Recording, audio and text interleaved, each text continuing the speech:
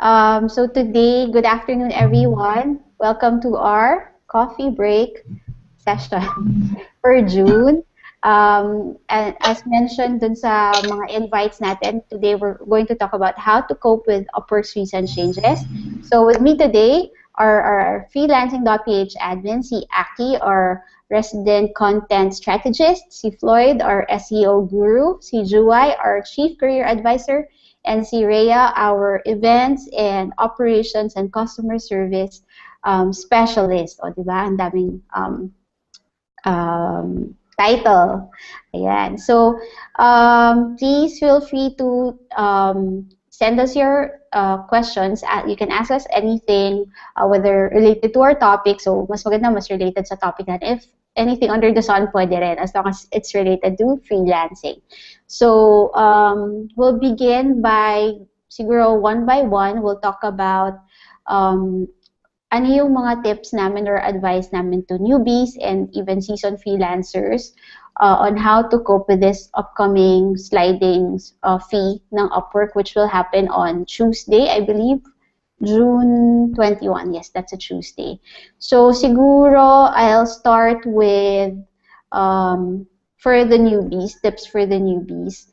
So I think ang makakatulong for the newbies is siguro since you're starting pa lang, i-factor in nyo na talaga. Let's just openly accept the 20% charge kasi nandiyan na siya, wala na tayong magagawa. So siguro whenever you bid for a job and may hinahabol kayo siguro budget or certain income, then you have to really parang consider na, okay, less 20% yung earnings ko dito.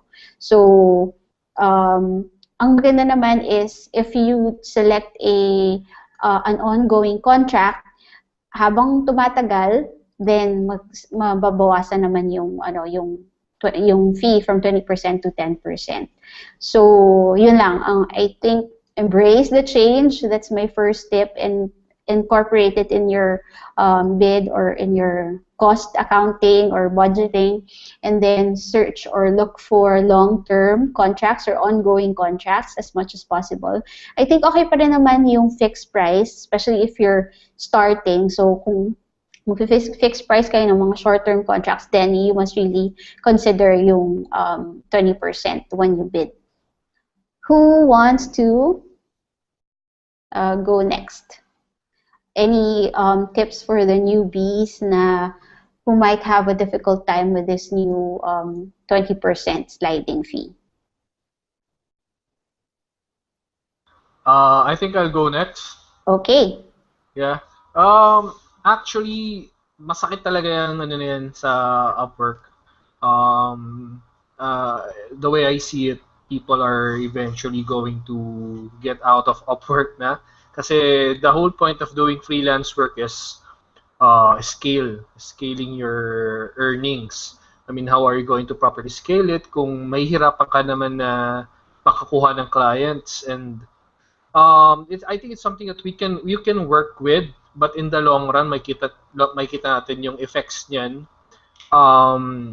Matagal pa, siguro mga after 6 months or so, may kita mo yung personally sa bank accounts mo.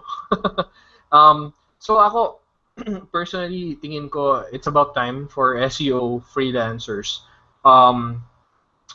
Nakalungkot lang kasi yung mga newbies, if this is the platform that they want to push through in gaining traction and authority in their niche, especially being an SEO in the Philippines, or an SEO freelancer, mahihirapan sila to scale their income. But yung mga swerte, yung mga nakasimula na, may mga history na, but then again, it's still an opportunity for you guys. Look for other platforms to work with other than Upwork. In my case, marami kasing platforms na hindi lang Upwork. Although nakatakot lang siya kasi medyo high risk siya. I think marami na sa atin ditong natural lang sa atin yung naloloko. So or hindi nababayaran. So I highly suggest na if you're going to tread the path na teka, hindi ako makuha ng client sa Upwork, no? Say for example, 1 month ka na nagte-tread doon, hindi naman nag-increase yung sweldo mo, nahirapan ka. or talagang mali talaga yung kinikita mo, I suggest build mo na yung properties mo as an SEO. Create a website. Yung mga walang website dyan, gumawa na kayo ng website. Yung mga walang LinkedIn dyan, gawa kayo ng LinkedIn, ayusin ninyo. Yung binili siya ng Microsoft, so I think mas maraming options yan. If you build properties sa social media, build a Facebook page, I think if you allot at least an hour of your time per day in building your authority, and creating buzz about yourself and about what you're doing in SEO, eventually you can find clients naman eh. Kasi marami naman talaga naghahanap ng SEO. But I suggest if when it comes to payment, kung wala ka pang PayPal, kumuha na ng PayPal, and tapos let them pay first before ka mag-accept ng project. Kasi pwede naman i-contest yun just in case na hindi ka na binayaran or hindi ka nag-work. So I think that's it. Marami pa yan. Pero siguro kayo muna, yung mga ibang pwedeng magsalita. Kasi I can also teach you how to get clients outside of Upwork. So I guess that's it. Yan. Back to you. Thanks, Floyd. Sige, babalikan natin yan. Maganda yung topic na naumpisahan mo. Balikan natin siya after ng one round natin. Who's next? Rhea, Juway, Aki? Sige, ako na lang. Okay. Para matapos. Hindi, joke lang. Parang nakita ko lang namang solution. Kasi yung parang binigay ni Floyd, parang techniques for the SEO tips. No? Pero, you're a VA. Kasi ang nakikita ko lang naman solution for the VA kasi is to look for another platform na makaka-accommodate sa needs ng client. Kasi hindi lang naman Upwork actually ang ating freelance platform. No? Although medyo nasanay lang kasi tayo sa Upwork kasi nga parang mas malaki siya, mas maraming clients, mas maraming opportunities kasi. No? But if you, kasi ako nagsasalita lang ako from someone na naka-experience na ng ibang platform. No? So, look for a better or hindi better, look for an alternative platform na at least magko-cover ng security niyo. Yun naman kasi ang parang purpose natin why we are using platforms eh. Yung security mo bilang freelancer na masisiguradong mababayaran ka, hindi ka masiscam. So, katulad yan sa shameless plug. Sabihin na shameless plug. But katulad yan, I'm with Racket.ph kasi. And nakita ko rin naman yung effort na binibigay ni Lyle, the founder of Racket, in protecting the freelancers. So isang option yon. And marami pang option. So, yun, maghanap kayo ng ibang platform, tapos kausapin mo yung client mo, siguro second na give them options, or kung talagang may tiwala ka na, kumbaga meron na kayong relationship ng client. Sa akin, okay lang din naman yung, yung direkta na kayong magbayaran, mag-usap. Kasi, katulad niya, I have a client din na matagal na through PayPal lang kami talaga nagtatransact. Pero medyo risky nga yun kung sa mga bagong clients. But once there is naman na trust, actually mas magugustuhan pa siguro yun ng client kasi mas outright ba, wala nang masyadong kailangan gawin.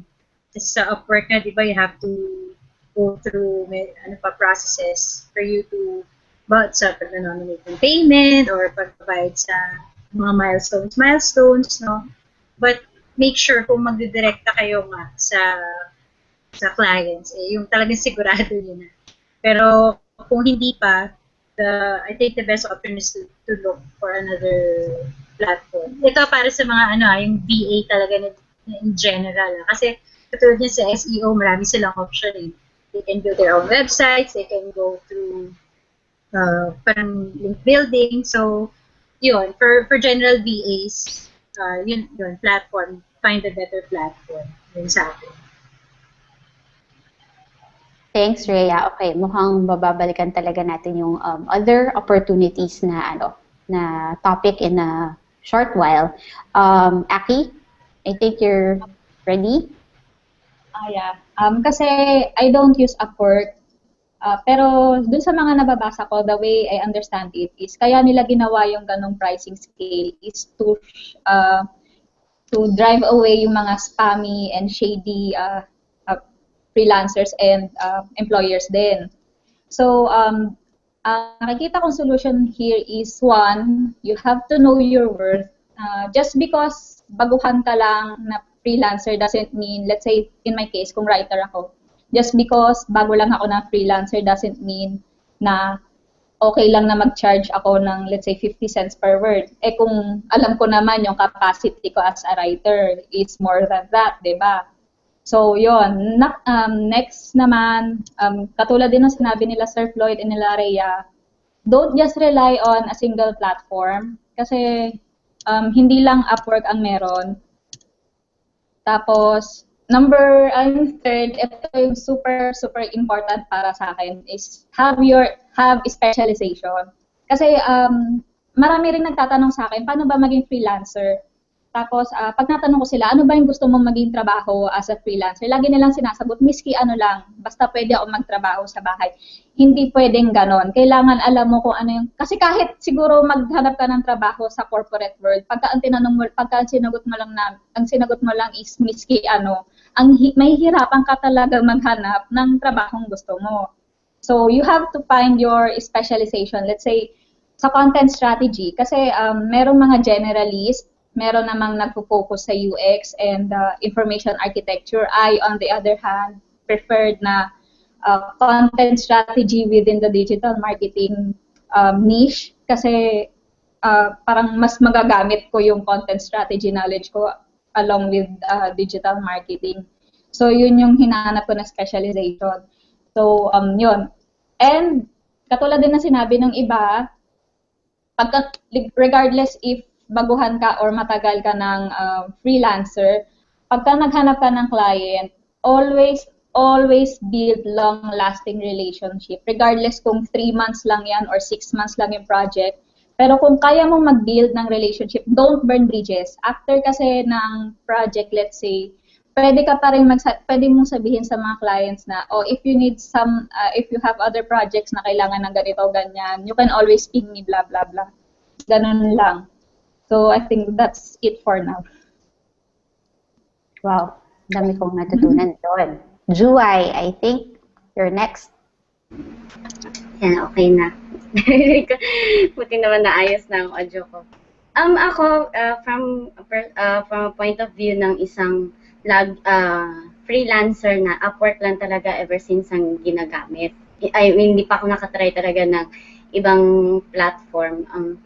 First ko na narinig yung about sa rate change. So, syempre may resistance na parang, grabe, parang hindi pa sila, parang ba't naman yan, parang unfair, parang may mga ganyan negative na reaction. But when I thought about it na, is the 20% cut for new contracts, enough na ba para lumipat ako sa ibang platform? Kinonsider ko rin yung ibang mga options ng platform, ano ba yung mga pwede.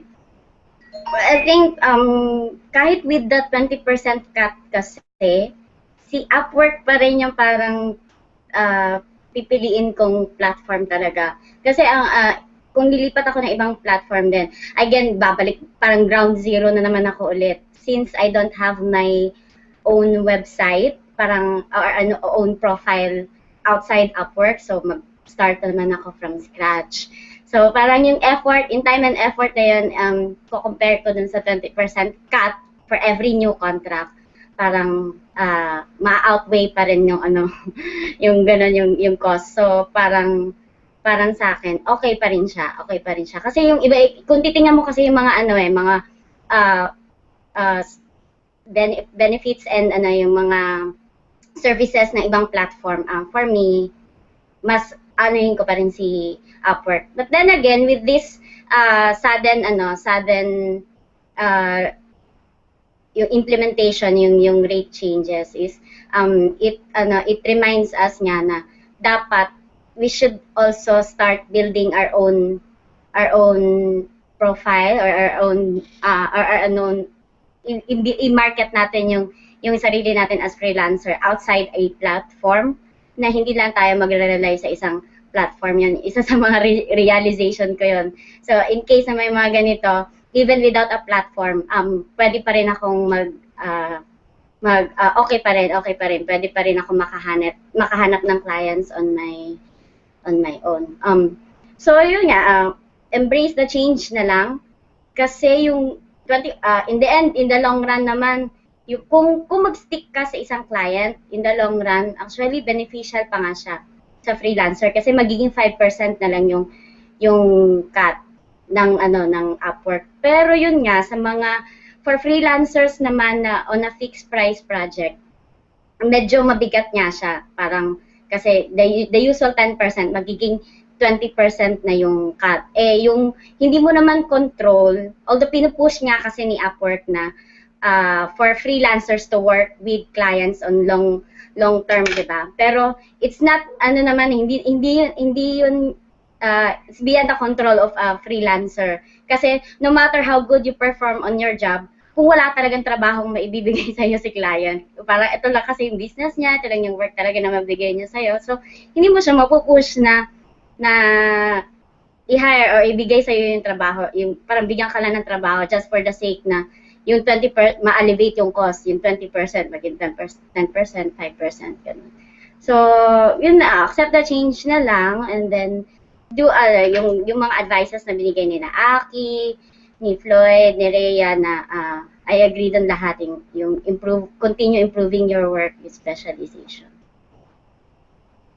Correct. So, konting recap lang, no? So, dun sa mga magde-decide to continue working in Upwork, so yung mga special na tips na share nila is, yung ginawa naman ni Upwork is more of to attract mga bigger companies. I think ito yung gusto lang direction para mas may malaking budget, mas may long-term projects kasi mas magiging profitable din sila. So, should you decide, yun nga, accept the fact that your first contract will always be charged 20% and then try to look for a longer-term contract or ongoing projects and then know your worth. Doesn't mean na, yun nga, kahit na baguhan ka sa Upwork pero 8 years ka ng seasoned writer, bababaan mo na yung presyo mo ng super baba. So, dapat confident ka pa rin with your skills.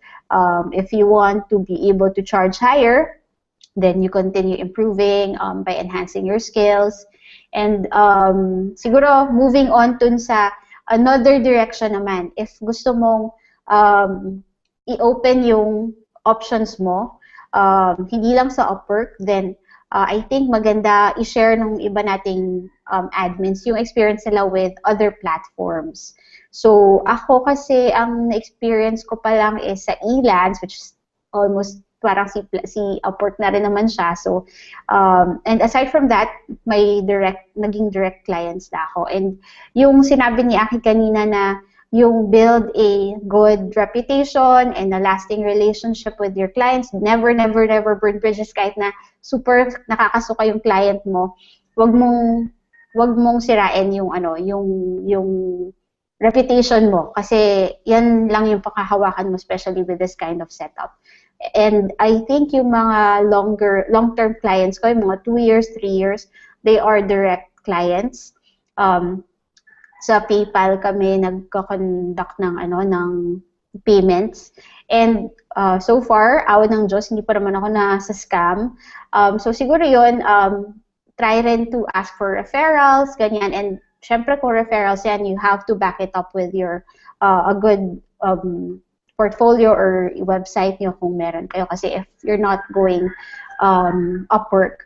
And then siguro yung mga ibang admins natin can talk about their experience. Siguro they can name yung mga ibang platforms na na-try nila and siguro tips for others rin.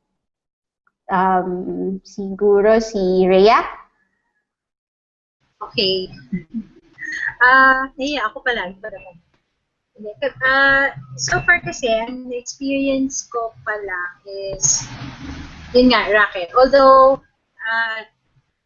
pero parang gano'n na rin naman kasi I deal with operations. So kahit di ko pa siya na-experience gamitin as a VA, but kasi yun nga, alam ko yung process. Now, actually just recently, may ginawang update sila Lyle na, kasi parang ang process sa Racket is the client will create a project bago sila makapaghanap ng freelancer. So they need to create a project, enter all the details. They need to fund the project first before they search for, we call freelancers, the racketeers, no? They need to they need to fund the project first. Kasi kung hindi nila ipa-fund yung project, naka-lock yung discussion board, which is the only way that they can communicate with the freelancers. So kung hindi nila lalagyan ng initial fund yung project, hindi nila makakausap yung freelancers because there's no way that they can put other contact details dun sa field. Wala silang mapapaglagyan ng ibang ng email address, ng phone number. The only way that they can communicate is through the discussion board. So, ang purpose kasi nun is to, yun nga, screen out spam. Tsaka yung mga clients na hindi talaga seryosong mag-hire na nagsascam kasi we've experienced a few na ganun nga, nagreklamo na hindi na sila kinontak ng client after nilang nasubmit yung project or yung task. So, ganun yung ginawa ng team ni Lyle, no? They, actually, ang weight nito more on sa client kasi kailangan nilang magbayad agad mag-initial fund agad. So, yun. So, yun yung nakikita kong security na ginagawa ng ngayon, ng Racket. Tapos sa direct client, yung iba ko nga direct clients na just like Ma'am Kat. So, siguro nga mas mas effective yung direct clients kapag matagal na yung direct payments kapag matagal na yung client. But aside from Racket and Upwork, yun lang talaga. Wala na akong iba pang platform na experience.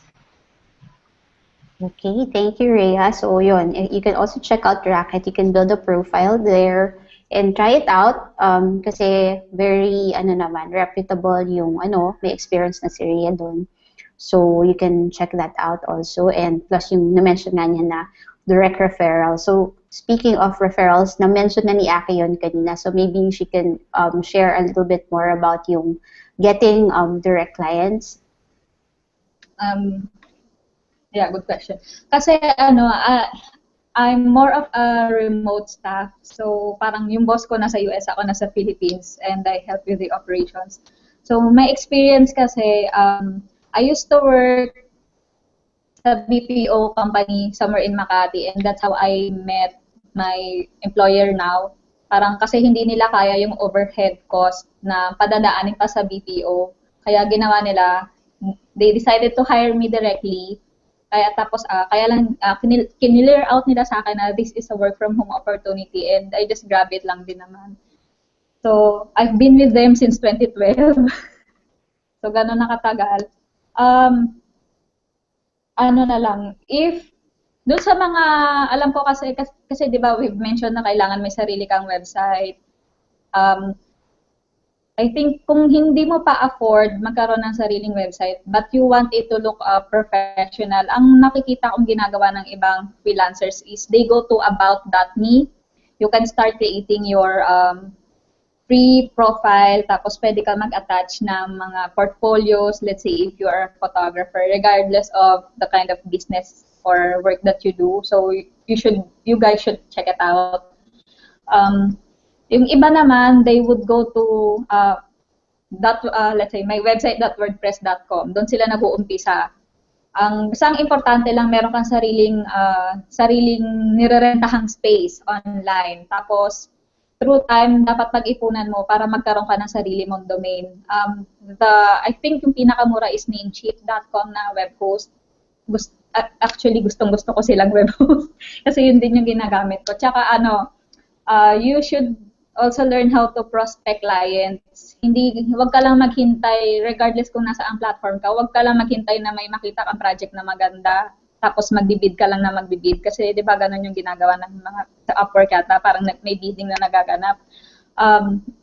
Try mo kung maghanap ka ng mga wanted or we are hiring kind of posts, let's say online, kahit mag-Google search ka lang, we need freelance, blah, blah, blah, ganyan lang. So, learn to prospect. Para ka lang naghahanap ng trabaho sa corporate world. Nag-start ka lang gamit mo Google lang. Tapos, you start to learn how to ano ko sa chat ni Rhea. Yung parang, then you learn to use whatever platform na available. So, yun lang. You work on what you have right now. And then learn to outgrow it. Yun lang. Okay, before tayo mag-move on kay Floyd or Juway, ano ulit yung name nung na-mention mo na domain? Domain is about.me. About.me? Free lang yung isa, yung sabi mong gustong-gusto mo sila.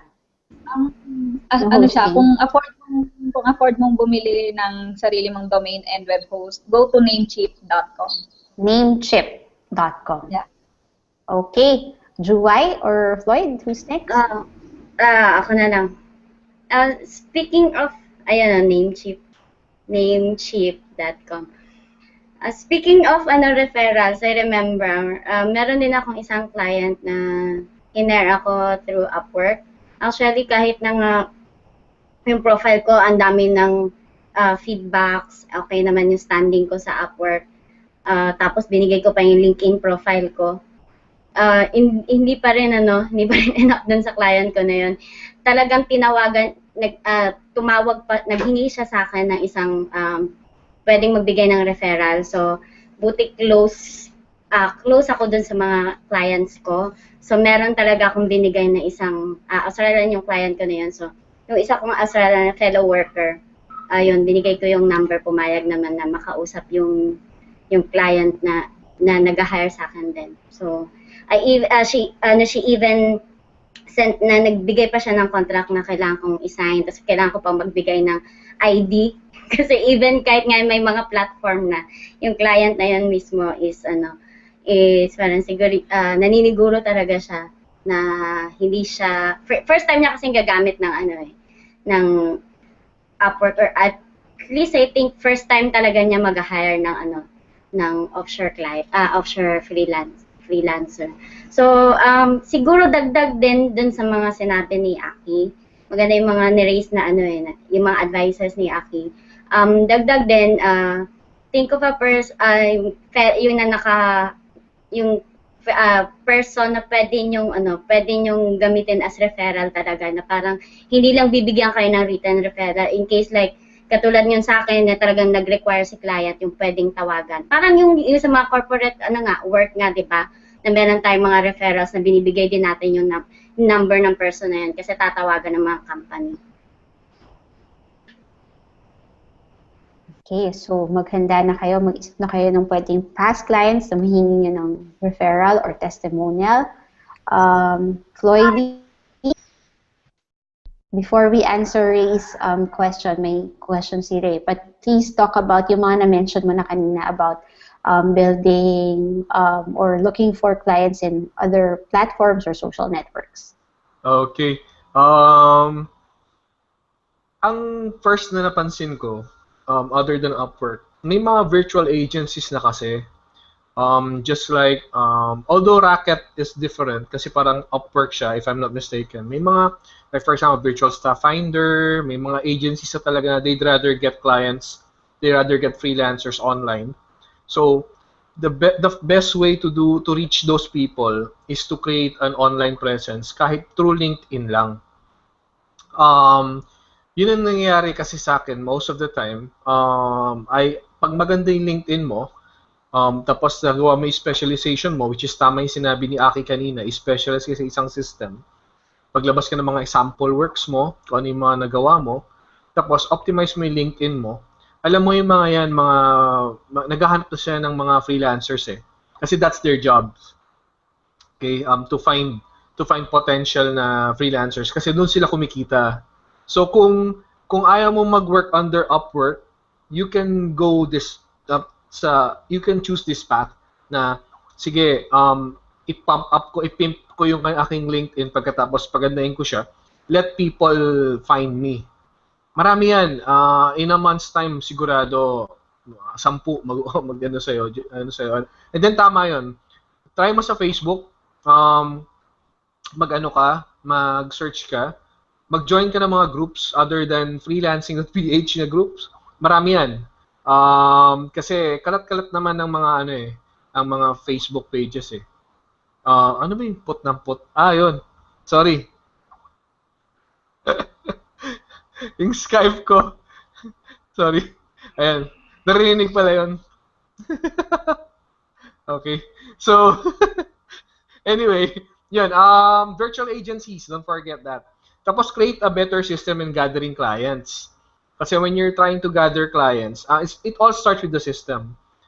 In everything, kailangan, hindi problem yung, hindi ako magaling, hindi ako marunong. Yung system lang ng pag-gather ng clients ang kailangan mo ayusin. So, saan ba sila tumatambay? Saan ba sila, marami mga website. Onlinejobs.ph, marami ako nakuha doon. Ano pa ba? Bestjobs.ph, marami din doon. Tapos yun, tingnan mo yung cost benefits. Like, saan ka pwede mag-invest? Mag-invest ka ba sa knowledge mo in increasing your skills? Like, for example, willing ka ba mag-spend ng money to get mastery course in freelancing na ino-offer sa freelancing.ph? Do you think it's an investment? Ako hindi alam ng marami, pero I invest a lot in knowledge. So, I usually buy courses talaga in SEO. And malaki na talaga nagastos ko. But then again, it works. Kasi talagang kailangan talaga yan.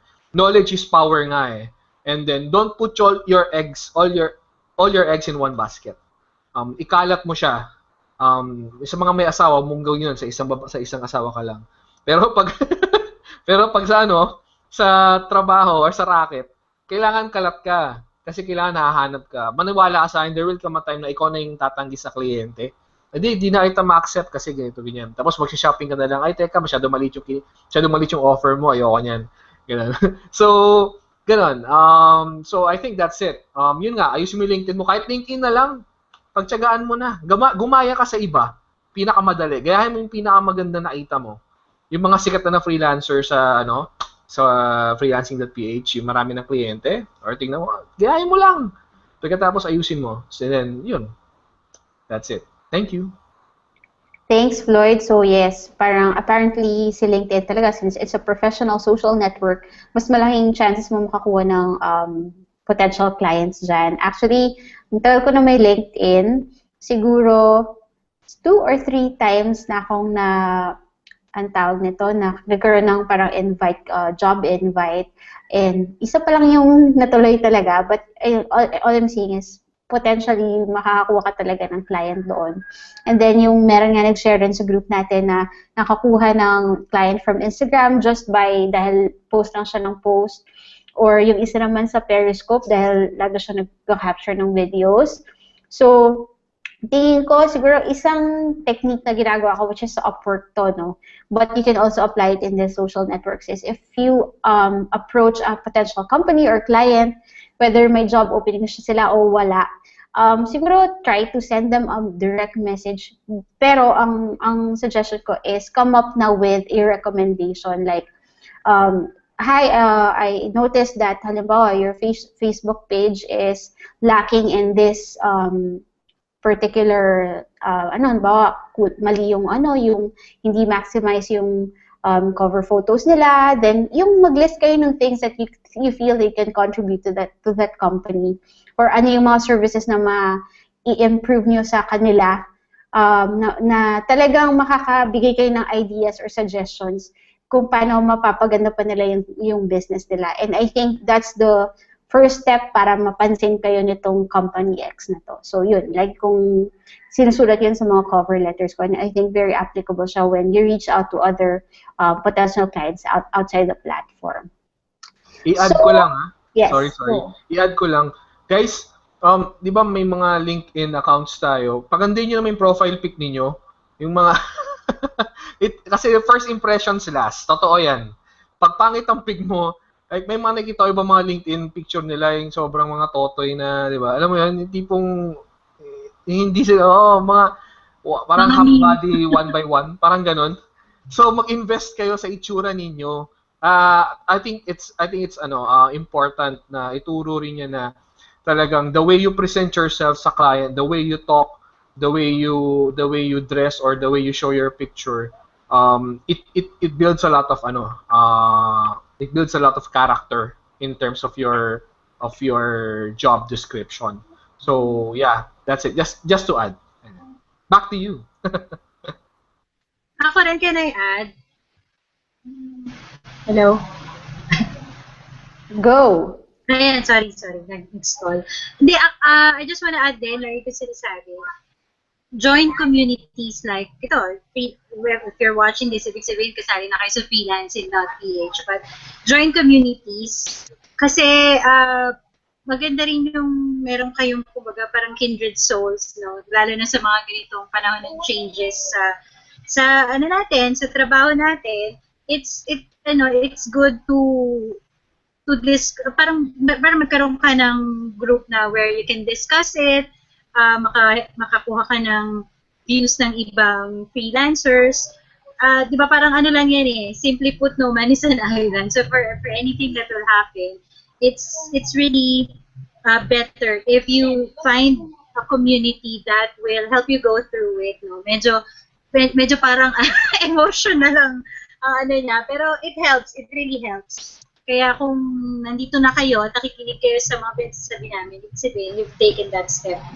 Kaya, yun lang. Baka maiyak ako, tama na. Okay. Thanks, Rhea. Totoo yan. Join communities kasi mas the learning experience, the working experience is fun when it's shared with like-minded people. So, before I answer yung kanina pang nagbabagang question ni Ray, nag-message lang si Sir Roel Manarang, Bulaga. Coffee cheers daw, guys. Cheers. Wala kayong cup. Ayan. Si Florida. Ayan. Cheers, Roel. So, eto na, kanina pa nag-aantay to question ni Mr. Ray Baguio. Would you recommend trying other payment options such as coins.ph or PayMaya? May naka-experience na ba using coins.ph and PayMaya? I haven't tried PayMaya, but I've heard a lot about it. Actually, okay daw siya. But then again, kasi mas nasanay na ako sa sa PayPal na. Pero, diretso sa bangko. Pero kung mas maliit siya, willing to test naman. Oo. Pero ganun. Actually, parang ang alam ko ang PayMaya, parang Visa card lang din siya. Na if you want your cash withdrawn instant to be available almost instantly, so you use PayMaya. So parang debit card din siya. Actually, pareho sila sa Payoneer. Ganyan, Payoneer Skrill. So okay naman, okay na yung mga reviews. Okay. Yes, I think siguro worth a try. I've seen both websites. Hanggang doon lang yung na investigate ko, and it seems that they're very credible and very very active sila ngayon sa marketing. And I think as long as siguro pwedeng try muna kahit small amounts just to make sure na okay pala sa'yo yung ganong payment method before talagang going big time na, okay, client, send your $1,500 here. Wag muna. Try nyo muna kahit $10 or $20 para lang ma-check kung talagang okay ba siya. So, if there are no more questions, actually, si Rhea needs to go na. Sorry, maidagdag ko lang yun. Sa coins.ph pala, first ko siya narinig dahil sa Bitcoins. So, I think parang kasi sa atin yung hindi pa tayo familiar sa Bitcoin. So actually pwede siyang maging discussion for next coffee break. Kasi yung Bitcoins nga, that is parang emerging na new, 'di ba, new digital currency. So personally gusto ko rin siya matutunan yung about sa Bitcoins. Ano lang ang nakakatakot lang kasi kahit nga PayPal nahahack eh. So nangyayari 'yan.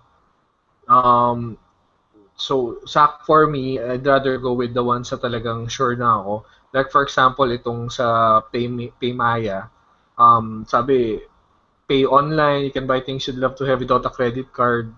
Kahit credit card nahahack eh. So rather go yung kung pagdating sa pera kasi medyo na ako diyan. Mahirap na yung ma-hack yung accounts mo. So, yung cellphone mo, pwede ring ma-hack. So, anything or pag nawala yan, pwedeng magamit yung cellphone mo. So, ingat lang kayo. If you're going to choose this, kinds of payment method or practices, make sure lang na hindi ganun kalaking pera yung ilalagay nyo sa loob. Tama yung sinabi ni Joy. Kumbaga, test lang, kumbaga, patikim-tikim lang. Kasi pag nawala yan, don't put your eggs all in one basket. Dapat, kumbaga, investment mo yan eh. Huwag mong ilagay lahat dun. Ubus yan. So, yun. That's it. Thank you. Thanks, Floyd. Actually, magandang topic yan for next session natin. Sige, ino-note natin yan.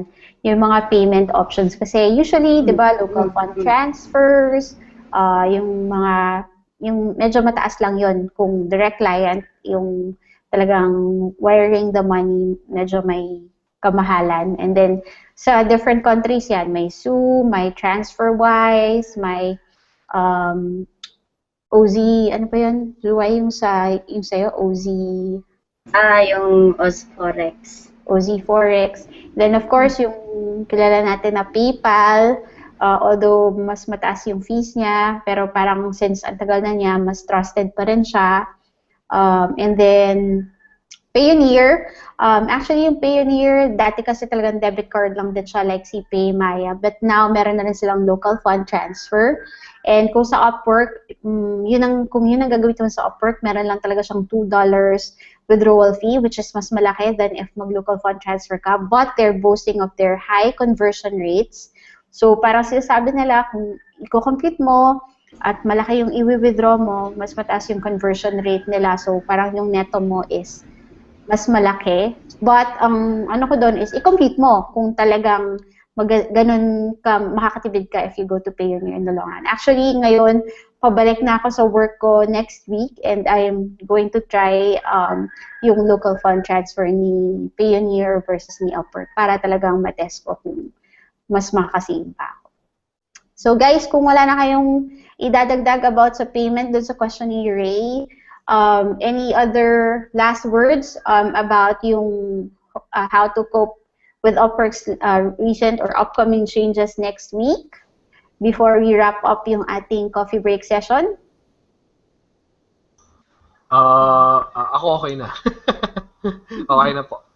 Okay, so yung kay Floyd, i-recap ko lang, yung sabi niya is, mag-branch out ka, start with LinkedIn kung limited yung resource mo.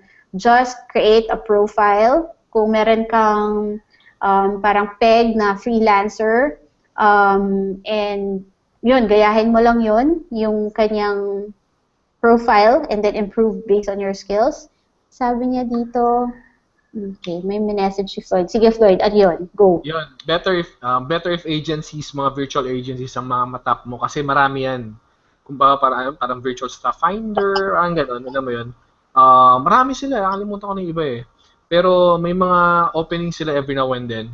And sila mismo maghahanap sa'yo pag maganda. Mas marami sila, may mga parang call center sila na tatawag talaga. Tapos pag mga bayaran, yun na, may ibang mga timer, may time doctor and stuff. But then again, beggars can't be choosers. Kung gusto mo talaga mag-freelancing minsan, wala ka pang masimulan, talagang tiis ganda ka muna. Ito. Ganun. Yung nabanggit ni Floyd, virtual staff finder, actually recently ko lang na yan nabasa. Medyo marami sila. Si remote staff, si Golands is new. meron din Guru, may Freelancer, so marami. But siguro kung ano yung kaya ng resources nyo i-try, then why not?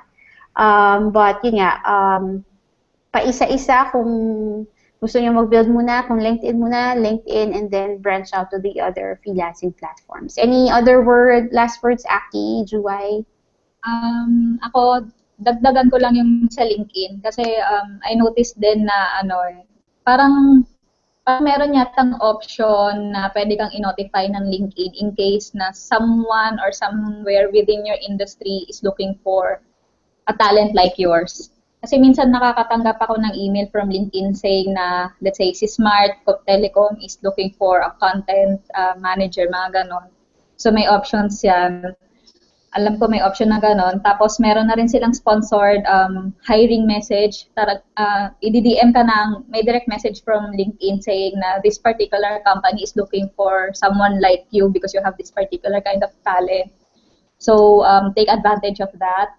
And then another thing, if you have your website, pag-aralan yung mag-practice ng inbound marketing.